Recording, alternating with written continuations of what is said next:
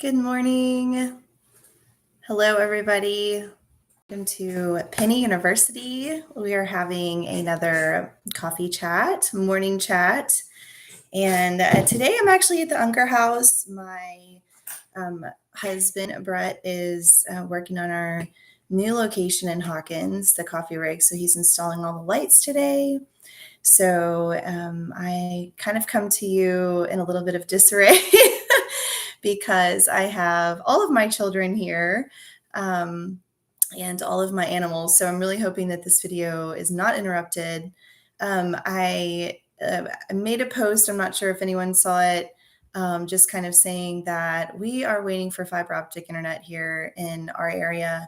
And so the streaming is, I'm learning, not up to date really with today's technology. So I might be doing and uploading videos instead. I'm just going to kind of give it one more shot and see if the quality is a little bit better. But thank you so much for joining me. So at my house, I typically am trying the new beans for the cafe.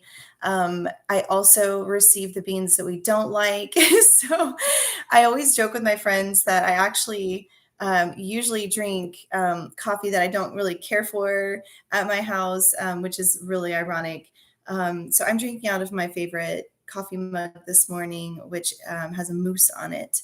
And it's I love heavy pottery cups, mugs. And this one's a little smaller than my liking, but I have an Ethiopian roast in there this morning. I'm not a huge fan of Ethiopian beans, but it was given to me because we decided not to serve it at the cafe.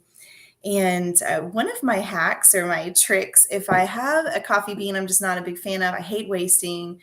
And I really have a hard time giving coffee beans to my pigs. I just think, I don't know, I don't know if that would be good or not. So I actually learned this from my friend Courtney, who likes to put cinnamon in her coffee. Be careful putting cinnamon in your brewers. They actually will back it up and ruin your brewer. So I have added cinnamon to my cup with a little bit of brown sugar, and that's how I'm having my not so favored Ethiopian bean this morning. So, welcome and cheers. So, the cinnamon is definitely nice and covers up that any undesired taste, and it's healthy for you. So I just wanted to let everybody know that I am actually turning these videos or making it to where you can listen to them in podcast form. So if you are out and about and maybe you like to listen to me ramble on, you can also, choose to listen to these videos instead of just watch them. So we also have our new Cafe Yoür shirts in. I'm so excited. A lot of people, Brett and I've noticed that when we're out and about, and sometimes when we're even traveling, we were in Alabama not too long ago, and someone was like, Cafe Yoür. Everyone's starting to notice the big smiley face, which I love, is on the front. And then we have our logo on the back.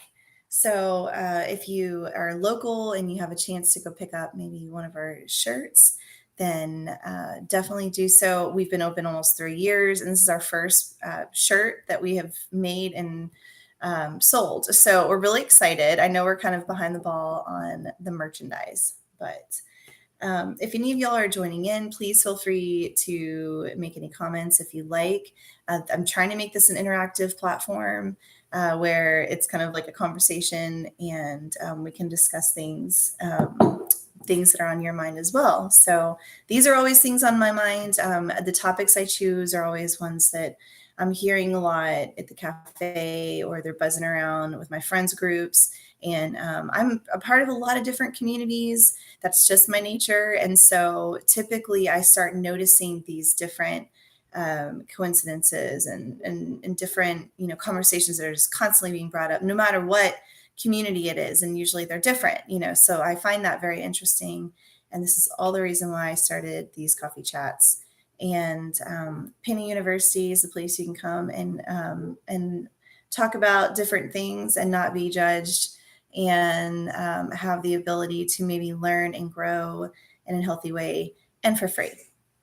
So I also wanted to maybe mention that if you didn't see my last stream, it is the line of moderation, which I've put in my playlist for lifestyle changes. So I kind of grouping some of my ideas because I feel like they have themes. And today, one of the themes that just keeps popping up are tools for self-awareness. So ways that you can learn to get to know yourself, learn to be your own best friend. And so the tools for self-awareness is the playlist as well.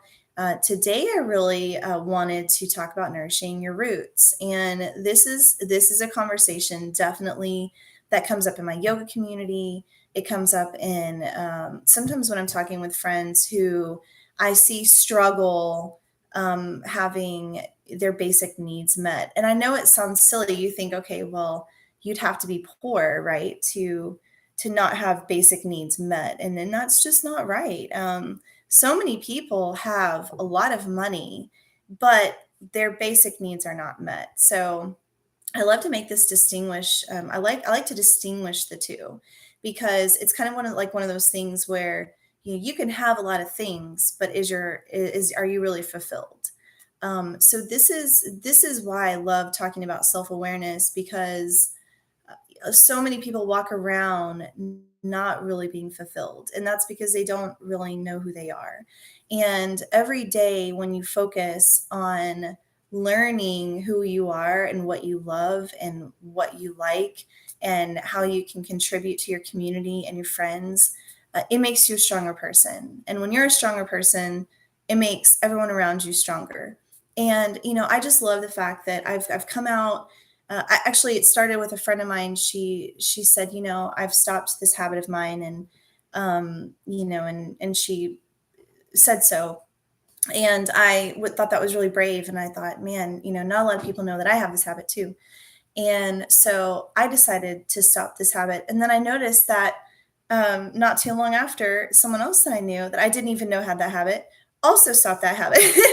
And so it's funny. We whisper, we talk. We sometimes we're ashamed of things, but sharing and also showing people when you're empowered, it helps them become empowered too. And so these are ways I truly feel that we can change the world. It seems crazy, but when you start small and that literally starts with you, then I think that it has a bigger impact. Instead of relying on people that are way far away in another state or another um, planet, if you will, you rely on those that are directly influencing and affecting you. So it seems like a tall order, but that's what I always try to focus on. So, what does it mean having strong roots? I picked the yoga pose, tree pose, which is really symbolic because, of course, it's a balance pose. Your foot is rooted into the ground. You are extending your body straight up into the air and, bringing your arms up tall so that they can almost resemble branches of a tree. Funny enough, I went outside and had my son take this picture of me doing tree in front of a tree, one of my favorite trees on our property. And I actually did an eagle pose instead, but I didn't know it. I just intuitively did it. And I got back in to edit the picture and I said, oh my gosh, I didn't even do a tree pose. I did an eagle pose on accident. So I just would love to beautifully tie this into my intuition video, to our conversation about intuition. For some reason, my body, my mind was saying eagle pose, but I was trying to do tree, and it just subconsciously came out, and I did it. I almost changed it, and I decided, you know what? For some reason, I felt that that other balance pose, the eagle pose, one which means more balance and the alignment of the chakras, it's for some reason the one that I did. So I kept it. And, but I do love the symbolism or the symbolic meaning of the tree pose because of the idea that, you have to grow your roots before you can grow your tree branches. And this is really in your everyday waking life. I feel, you have to be rooted. before you can grow in other ways. So I used to travel a whole lot when I was younger in my 20s, and I thought, the traveling life was for me. I love it. I do love to travel. I thought, man, I could really just travel my whole life. I would be so happy. I could always be planning trips, and I could just kind of take whoever wants to come along with me. And it's funny, as I was backpacking solo, I started realizing that so many other people that were doing that, I would get into conversations with them, and they were so pleasant and worldly, and they had so much to offer, and they were so intelligent. But there was always something missing, and it was a sad feeling. It was a man, there's something that's not fulfilled in that person, and I was scared about it because I thought, well, that's not what I want to be like. As I would always get into conversation with people, because I'm pretty intuitive about talking and figuring people out, I realized that these people were lacking roots. They didn't have a home base. They didn't have friends and family that they were connected with in a deeper way. They were always traveling and moving. I think that one can accomplish both, but I don't think that it is fulfilling to vagabond or go out and travel in that way and not have a home base. So I decided at that point that I made this kind of realization that I would always have a place that I could call home, place that I could come back to, that I could make my own, and it will always be there. I can come back to it. So that made me feel safe. That made me feel secure. And I knew that I could still pursue my passions and do what I wanted to do and travel. It wouldn't mean that I couldn't go away from home. It just meant that I would always have that security of knowing that whatever happens, I can always travel back, and it's mine, or it's my family's, and it has all of my favorites, and it's comforting. So, one of those basic needs, one of those roots that I feel like you have to lay first, especially if you're a young child moving out of your parents' house, leaving college, trying to figure out where you want to settle down, which I think is a huge decision. A lot of people don't give enough credit of how big of a decision it is. Of course, you can have places that you live in between, but I think when you're deciding your first root to put in the soil, if you will, is deciding how you want to live, which is a pretty big one. Sometimes it takes a while to learn what your thing is. I always knew apartments weren't for me. I did a few. I always felt that they were just too, they were not my jam. I didn't, they were not about my personality. I didn't like, how exclusive they were. You didn't, I don't know. I just didn't feel like there was a community out there, even though there's so many people. So I decided that, renting houses was more for me in my 20s. And luckily I had my best friend Myrna, who would, shack up with me every time, and we would pick these really neat, just very uh, expressive houses, little wooden old houses in Dallas. And so that was, and this is of course before the rent rates were really high, but um, that was more my thing. But we would move every year. So I literally moved every single year of my 20s. And when Brett and I moved out to Mineola and bought the bed and breakfast, I actually got to experience living somewhere for 4 years. And in that time, I learned, this is so fascinating. I was in my later 20s, going into my 30s, and realizing that staying put in one space gave me the ability to grow in a substantial way in other areas of my life.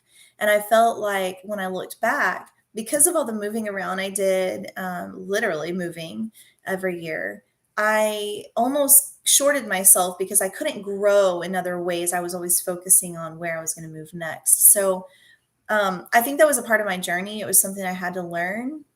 But I think that it's also important for people to recognize that, moving takes a toll. It definitely will take away from, from another aspect of yourself. So having a strong base, having a strong place to call home, your root. That root is so important, I think, and it does give you a sense of security. And when you feel safe, you feel less fearful. You feel like you can combat more. You can withstand more.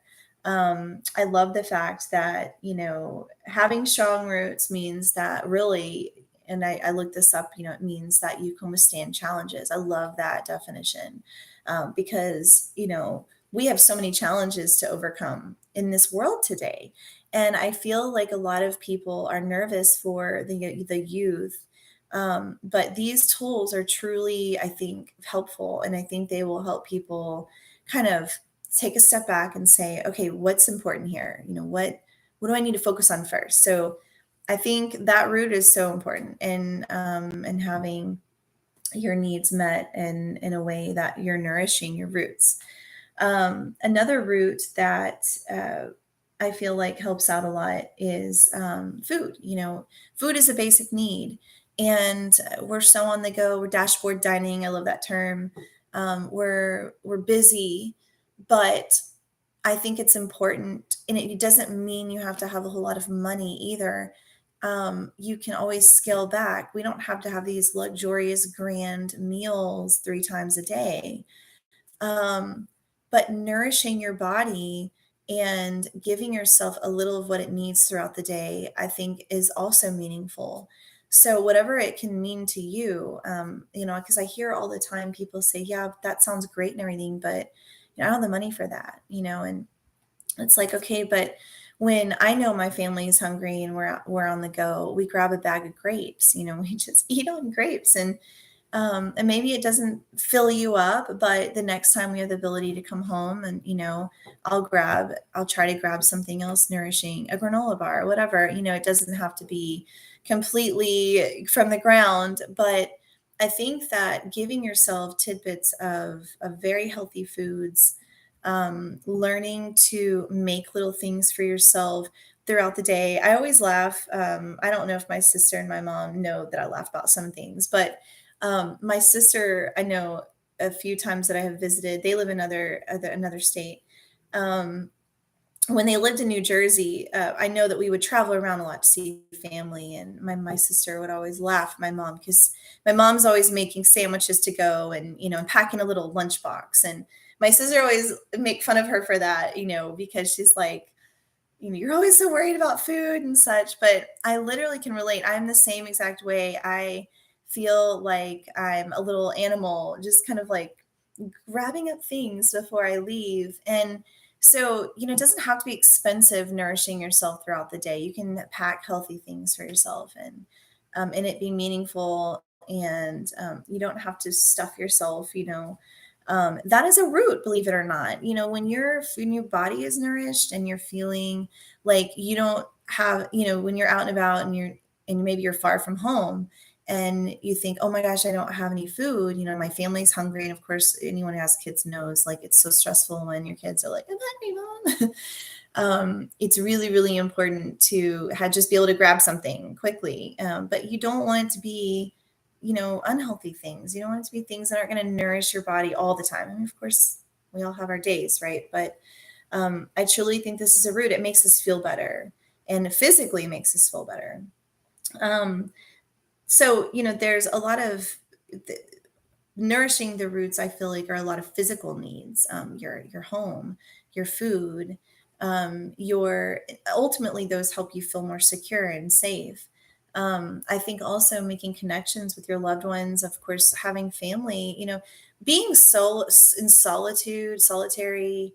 COVID really did a number on us, and I feel like we need to really do some reconnaissance and try to um, turn that around because we are human and humans need interaction and you have got to have support. Learn thinking that you can live on your own every day and be in a little space by yourself all the time is really unrealistic.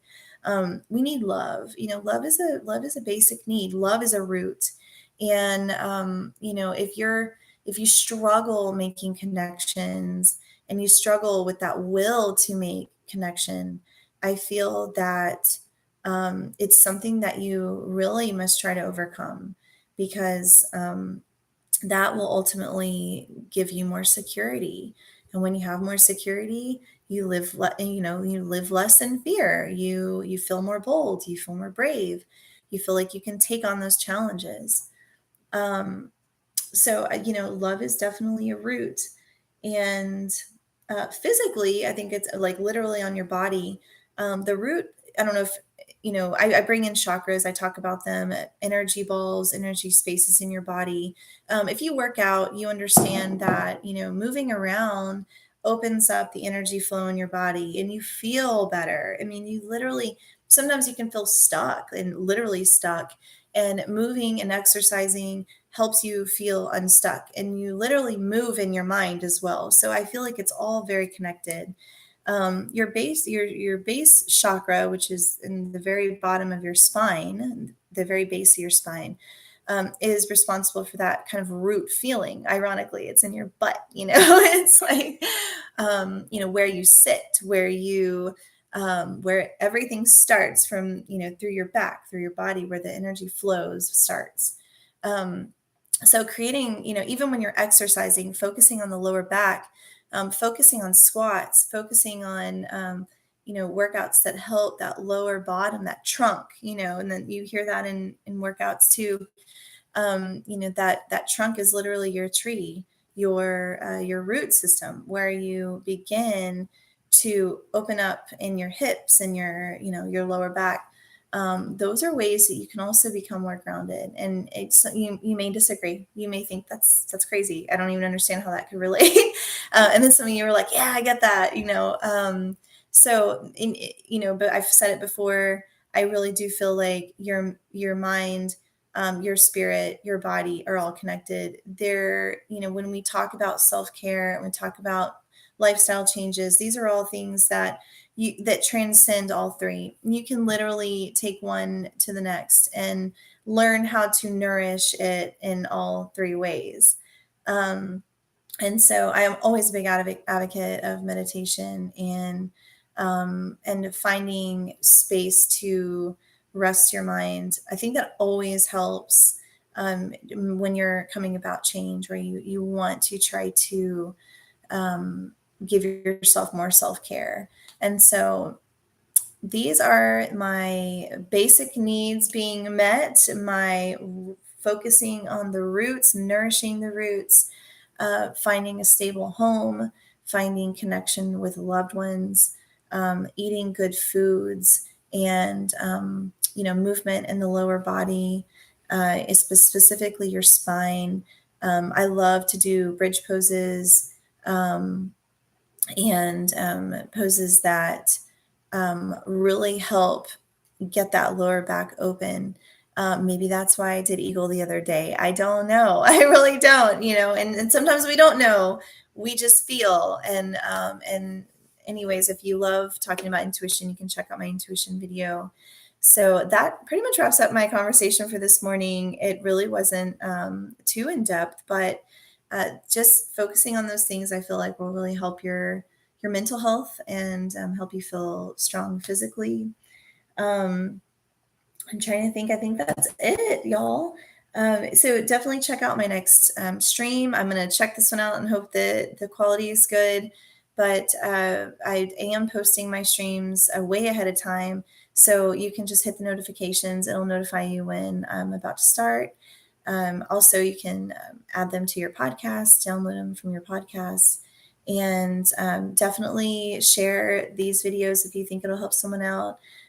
Subscribe, definitely tune in. And if you don't like something, tell me that too. This is definitely an open conversation.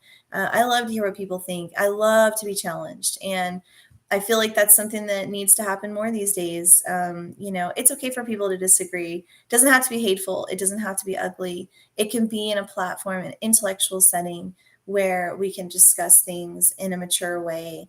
And with that said, that's literally my Penny University here on our Cafe U YouTube.